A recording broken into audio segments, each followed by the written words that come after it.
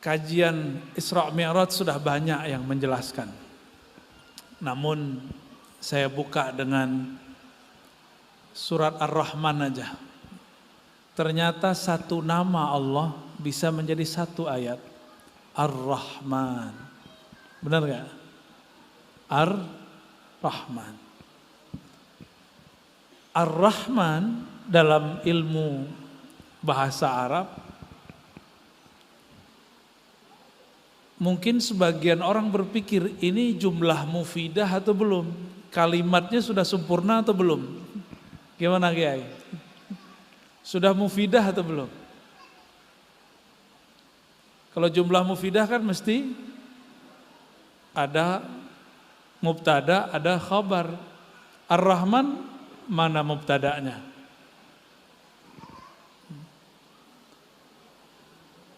Gimana? Apa di ayat berikutnya kan bisa jadi. Atau ditakdirkan di depannya haza atau huwa. Tapi itu kan penjelasan ulama. Bagi ulama ahli rohani, satu nama Allah itu sudah mufid, nggak perlu pakai yang lain. Itu sebabnya ulama-ulama ahli kolbu, kalau mereka ingin berzikir, nggak perlu pakai kalimat macam-macam, cukup Allah, Allah, atau mengambil satu nama Ar-Rahman, Ar-Rahman, harus pakai alif lam, nggak boleh nggak pakai. Jadi kalau ada yang zikirnya Rahman, Rahman, Rahman, itu bukan Allah, itu isim Rasulullah atau mungkin nama suaminya, Rahman, Rahman, Rahman. Jadi kalau nama Allah dalam bab ini mesti pakai alif lam, Ar-Rahman. Sir itulah yang disimpan oleh Allah pada lafaz alif lam ra.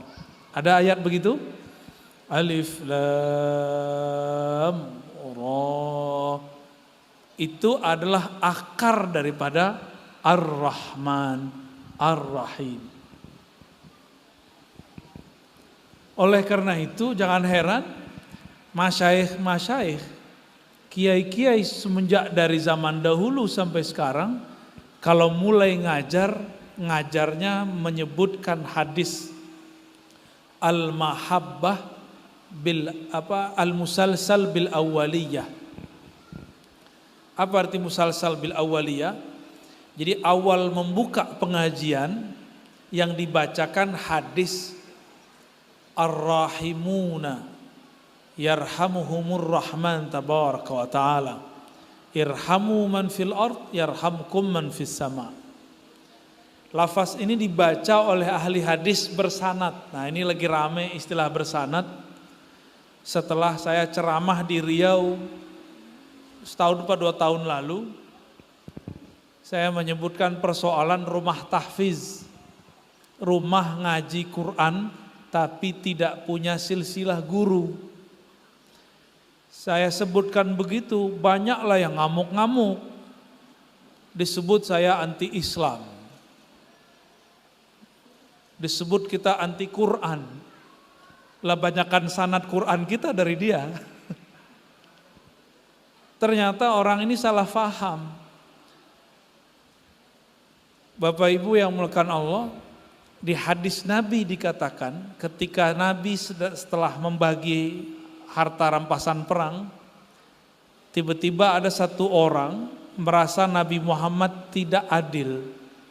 Maka dia datang kepada Rasulullah, lalu Rasulullah dibentak. Apa kata dia? Ya Rasulullah, ittaqillah. Di riwayat yang lain disebutkan, ya Muhammad, i'dil. Hei Muhammad, kamu berbuat adil lah. Hei Muhammad, takutlah kepada Allah. Nabi Muhammad dibentak. Nanti gak lama lagi Pak Kiai dibentak sama jamaah baru tobat kemarin sore. Siap-siap aja. Ya, siap-siap aja, ini bakal ada waktunya.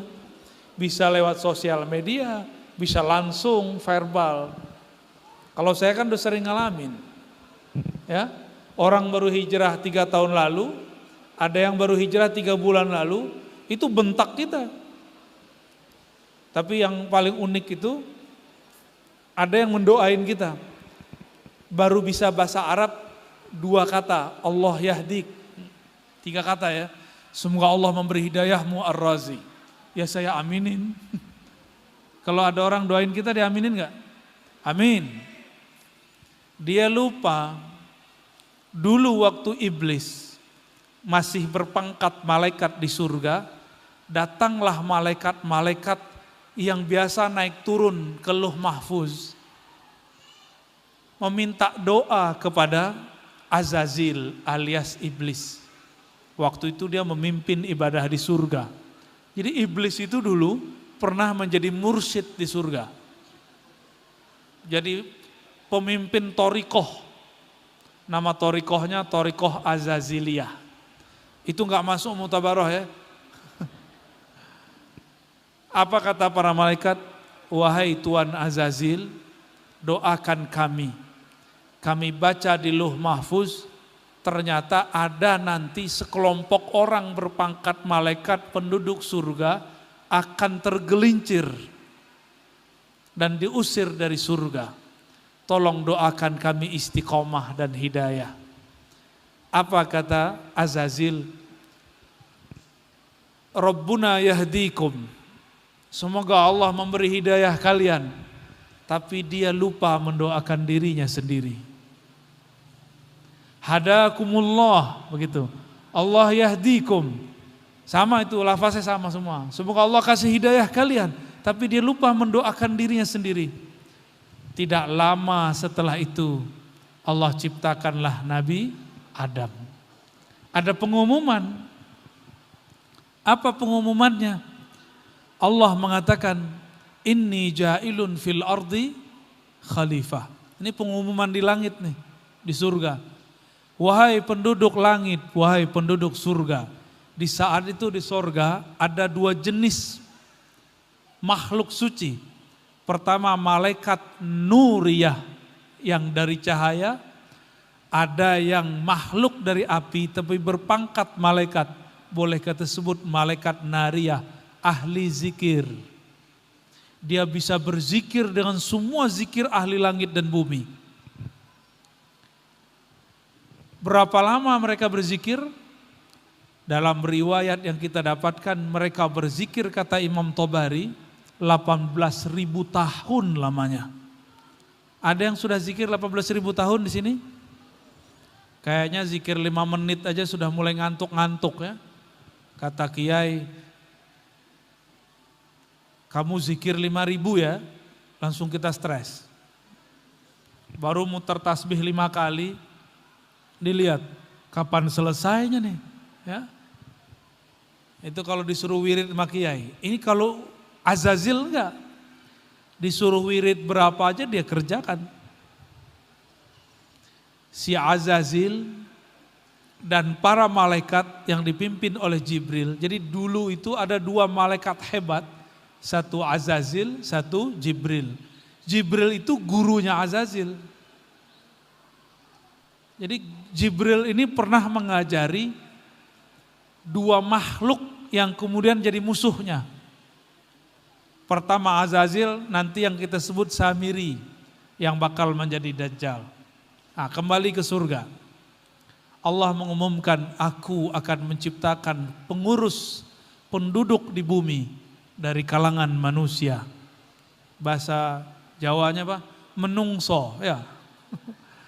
Inni ja'ilun fil ardi khalifah. Aku akan ciptakan, jadikan di muka bumi manusia.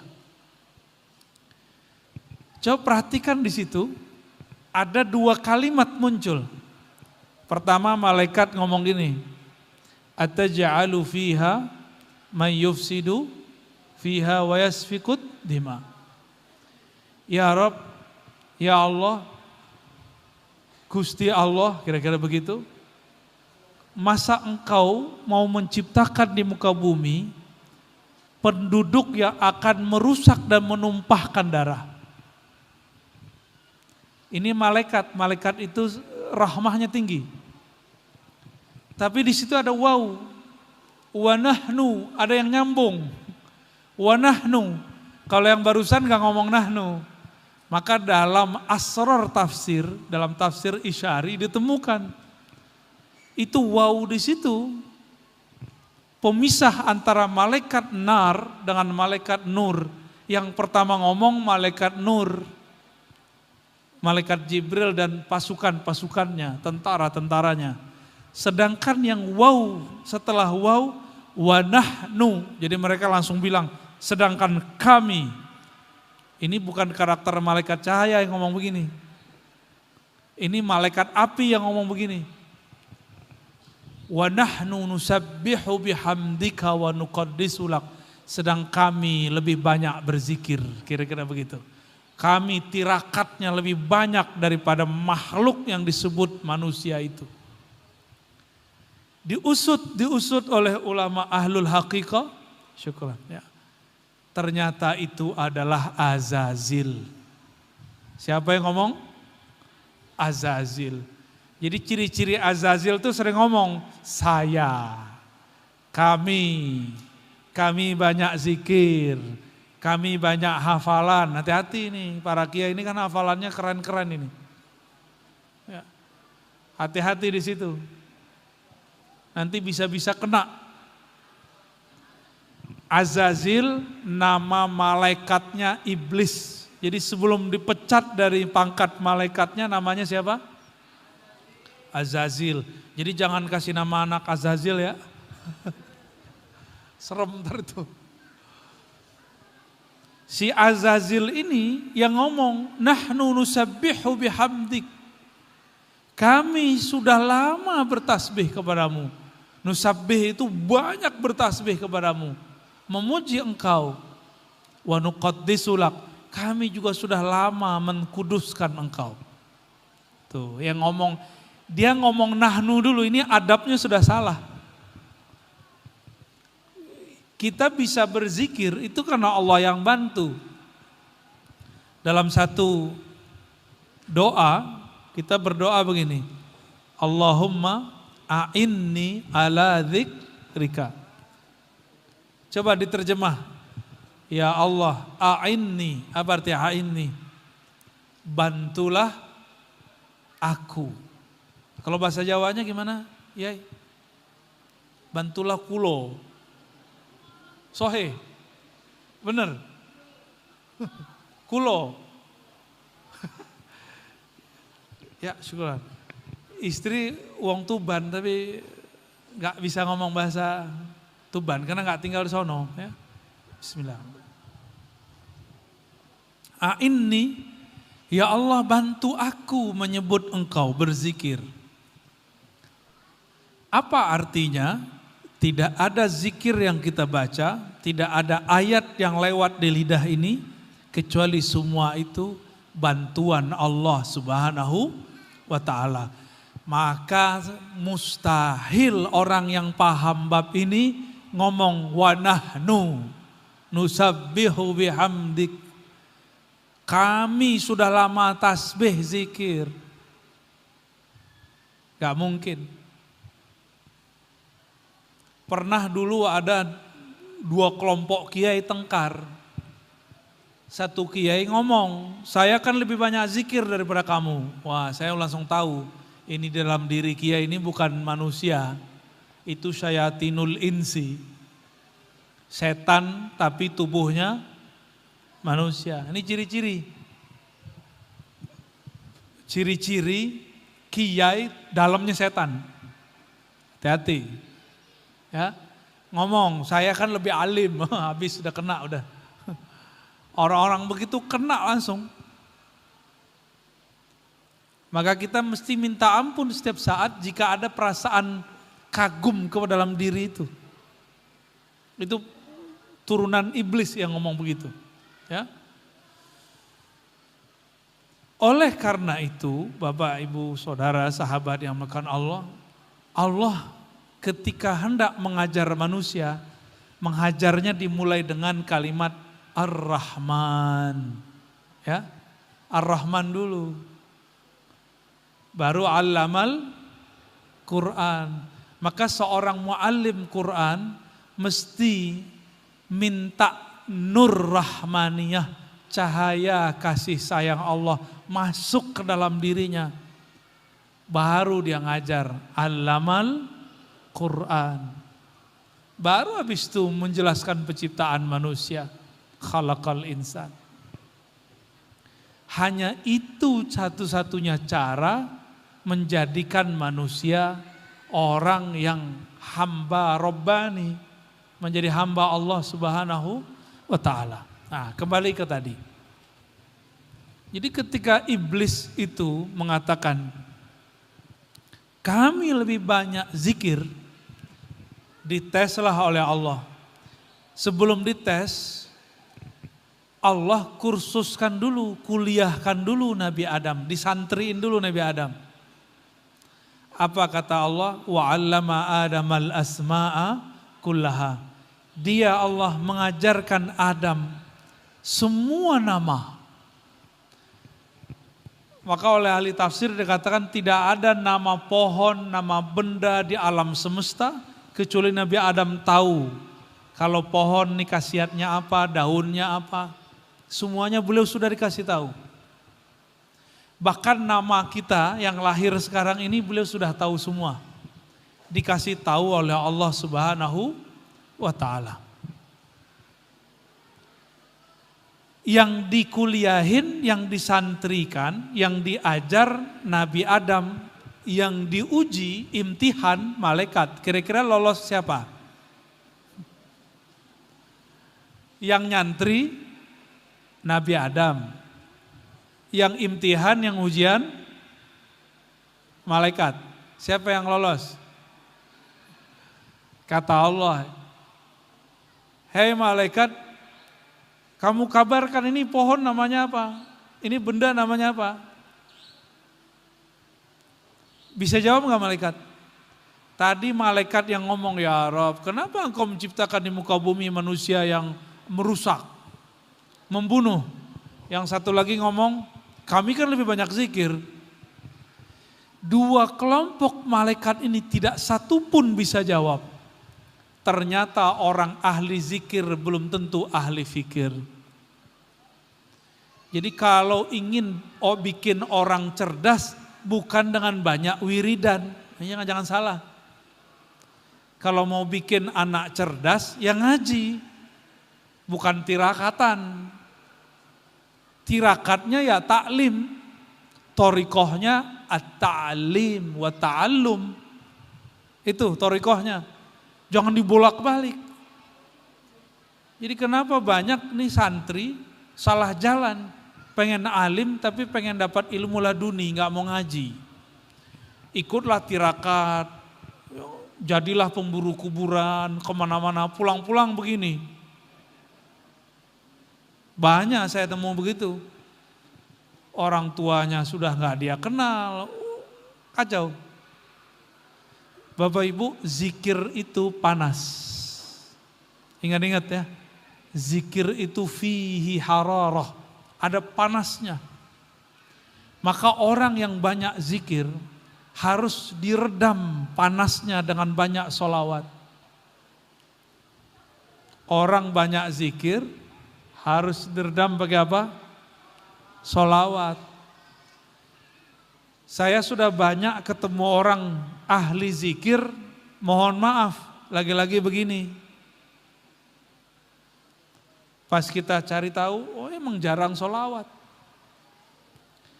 Zikir la ilaha illallah banyak sekali.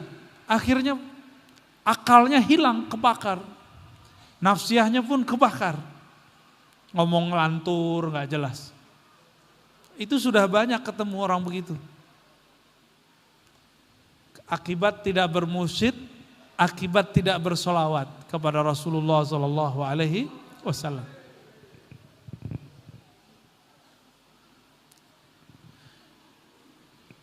Iblis ini gak bisa jawab, padahal zikirnya banyak.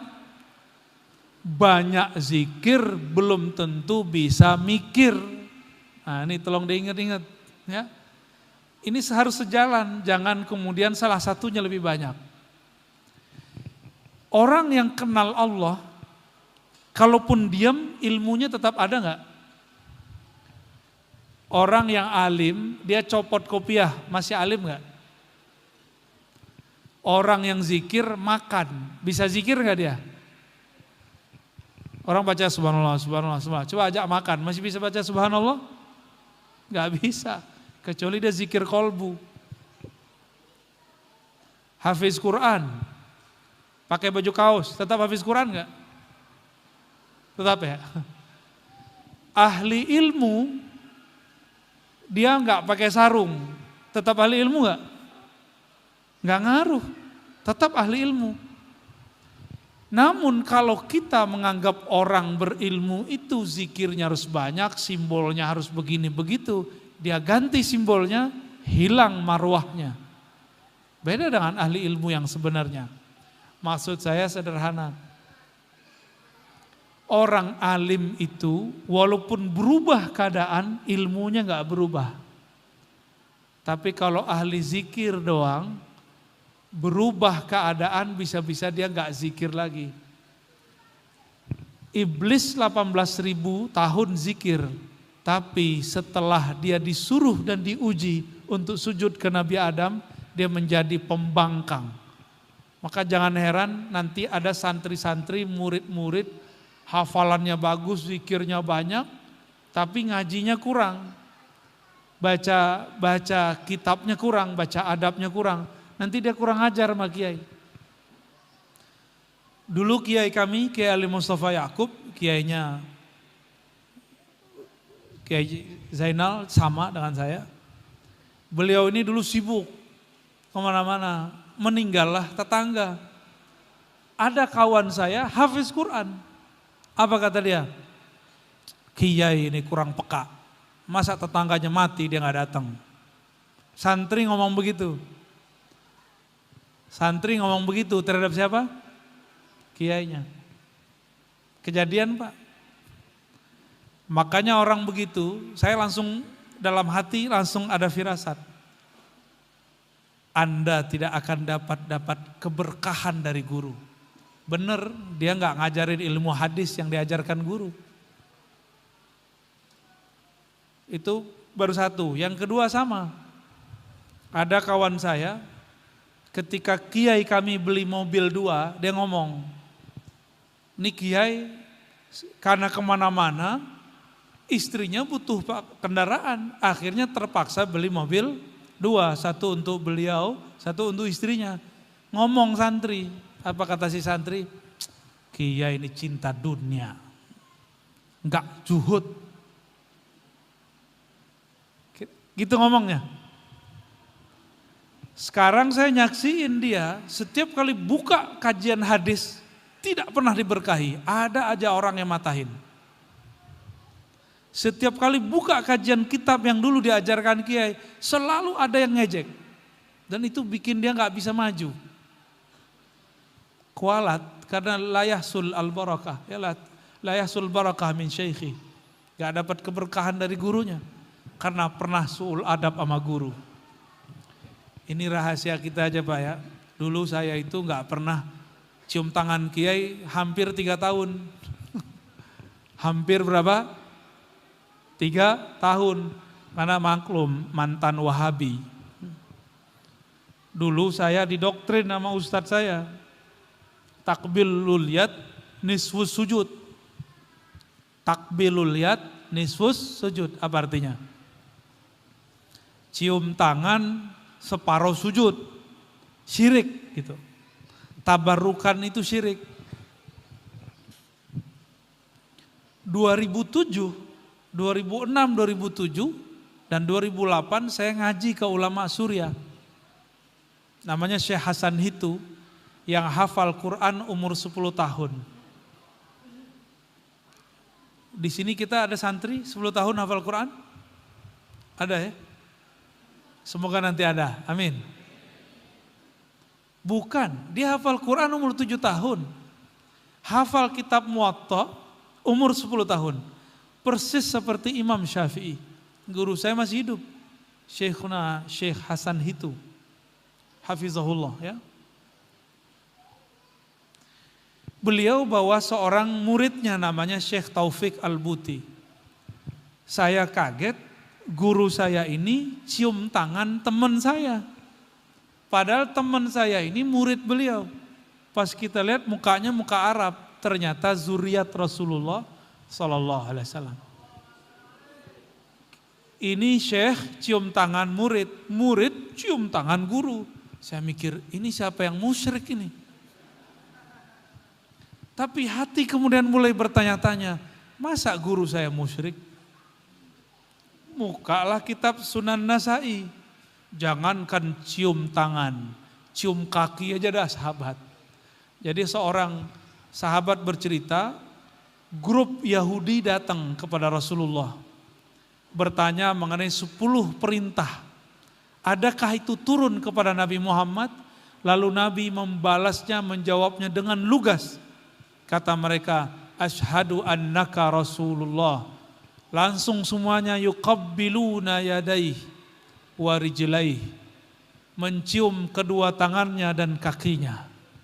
Jadi tidak hanya cium tangan, juga cium kaki. Hadis inilah yang diamalkan oleh Imam Muslim ketika ketemu Imam Bukhari. Alhamdulillah saya tabarukan ziarah ke Imam Bukhari di Samarkand. Pun ketika mau berdiri tiba-tiba ada inspirasi. Dulu Imam Muslim cium tangan dan kaki Bukhari. Sekarang kamu cium juga bagian tangan dan kakinya. Maka saya ciumlah bagian tangan dan kakinya. Terus saya naik ke atas. Jadi kuburannya itu masuk ke bawah, lorong di bawah. Naik ke atas sampai debes. Guru saya nanya, guru rohani saya nanya, mursyid. Kamu tadi cium tangan sama kaki enggak? Lah saya mikir, tahu dari mana? Beliau enggak ikut. Waktu saya ziarah beliau di atas. Ternyata beliau dapat ilham. Suruh Ar-Razi cium tangan dan kaki kuburannya Imam Bukhari. Kuburion. Tahu kuburion enggak? Ya. Sarkup, sarjana kubur. Padahal guru saya ini nggak pernah ngaji kisah Imam Bukhari dan Muslim. Ternyata dapat ilham. Ya. Alhamdulillah kami pernah melakukan itu. Nah, semenjak tahun 2006-2007 itulah saya mulai mencium tangan kiai. Cuma salah adab. Kalau orang Sumatera tuh mau cium tangan, tangan kiainya ditarik. Nah ini berarti antum nih su'ul adab juga nih. Tapi sebenarnya bukan sul adab, masih jahilun bil adab, belum ngerti adab. Yang benar gimana? Kepala kita yang nunduk. Kalau dulu enggak, tangan Pak Kiai saya tarik. Anehnya Kiai enggak pernah marah sama saya. Setelah saya diangkat jadi musyrif lalu jadi guru di pesantren, loh kok ada santri mirip seperti ya saya dulu. Setiap selesai taklim gak mau salaman, langsung pergi. Dalam hati, ya Allah, ini perasaan kiai dulu ya. Pas selesai taklim, santri gak mau salaman sama kita. Mukanya langsung dibuang, seumuran sama gua. Dan itu saya makan hati beberapa bulan. Sampai tahu pola-polanya. Oh, kita gak usah berharap apa-apa gitu. Pendek cerita, Ar-Razi yang dulu enggak cium tangan kiai, cium tangan kiai. Disitulah mulai terasa Ar-Rahman, Allamal Quran. Jadi segala sesuatunya mulai dengan Ar-Rahman. Kenapa enggak dimulai dengan Ar-Rahim? Ar-Rahman itu li mu'minin wa kafirin, alimin wa jahilin, muhsinin wa musiin. Rahman itu dapat hak kasih sayang, mau dia orang kafir, apalagi orang beriman. Mau orang baik, mau orang jahat, dapat Rahman. Kasih sayang. Kalau disebut Ar-Rahim, Ar-Rahim itu dalam ilmu huruf, ya-nya ditaruh di tengah untuk mubalaghah dan di situ ada 2 titiknya. Itu ada asrar rahasia tapi gak mungkin saya ceritakan. Ini khusus hanya untuk 2 hamba. 1 wali, 2 nabi. Jadi Ar-Rahim li anbiya'ihi wa awliya'ihi.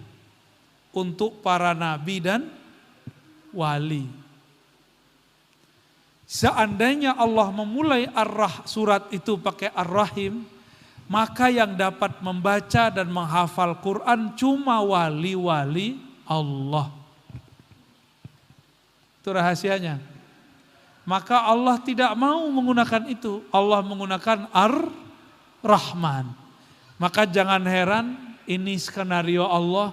Nanti ada orang-orang berhati buas tapi dia hafal Quran. Di dalamnya setan tapi hafal Quran. Maka dia gunakan Quran untuk memfatwakan hal-hal yang tidak sesuai dengan Quran. Inilah yang saya sambungkan dengan kisah pertama yang kita sebutkan. Rasulullah dibentak oleh umat. Kata orang ini, "Hai Muhammad, berbuat adillah engkau." Khalid ibn Walid melihat seperti itu langsung menghunuskan pedangnya, tapi Nabi mengatakan, "Tunggu, tahan wahai Khalid. Biarkan saja orang ini. Suatu saat engkau akan melihat muncul dari kelompok dia orang-orang yang yatluna ayatillahi ratba." Dalam bahasa Arab kalau ada disebut yatluna ayatillah atau yaqrauna ayatillah itu artinya yahfazun. Mereka hafal kitab Al-Quran. Rotbah, sangat banyak hafalannya. Coba diingat-ingat. Orang ini bentak Nabi, tapi dari mereka ini muncul orang-orang yang hafal Quran. Pertanyaannya, mungkinkah ngafal Quran tanpa ada tempat menghafal? Gak mungkin. Makanya di akhir zaman ini sudah akhir zaman, para kiai, orang tua asuh, ini sudah akhir zaman, banyakkah rumah tahfiz tapi tidak jelas gurunya belajar Quran di mana? Banyak gak? Bener. Anehnya kok warga Aswaja Nahdiyin naro anaknya di situ. Padahal dulu Hadratus Syekh Hashim Asy'ari nulis kitab Risalah Ahlussunnah, nulis di risalah-risalah beliau, Al-Isnad Minad Din, berguru bersanad bagian dari agama. Siapa gurumu, nanti agamamu akan mengikuti gaya gurumu. Jadi orang-orang yang gak jelas gurunya, gak jelas juga nanti cara beragamanya. Karena orang ini tidak jelas berguru bersanadnya kepada siapa, dia mengajar bukan dengan Rahman dan Rahim Allah. Tapi karena Allah Maha Rahman, meskipun di dalam dirinya ada monster, ada kebencian, ada emosi, Allah kasih juga Quran. Maka jangan heran beberapa tahun ke depan orang-orang banyak hafal Quran, tapi Quran yang dia hafal bukan membuat dirinya lembut. Justru nanti nyalah-nyalahin para kiai ini. Siap-siap nanti kiai bakal di bid'ah-bid'ahin sama mereka. Ya, ini kejadian sudah seumuran santri unyil ini. Tapi diajarkan ceramah. Anak 9-10 tahun sudah bisa ceramah. Orang tuanya senang sudah hafal amma yatasa'alun. Disuruh ceramah pakai surat dari sekolahnya, sekolah tahfiz tertentu. Ketika ceramah dia mulai dengan kalimat innal hamdalillah nahmuduhu wa nasta'inuhu wa nastaghfiruh. Terus tengahnya kullu bid'atin dhalalah wa kullu dhalalatin finnar. Anak kecil umur 10 tahun.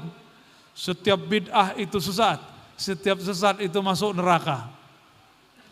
Maaf bapak-bapak, masjid ini banyak bid'ahnya. Anak kecil ngomong begitu. Tidak ada Rasulullah doa habis sholat. Tidak ada Rasulullah berkunut.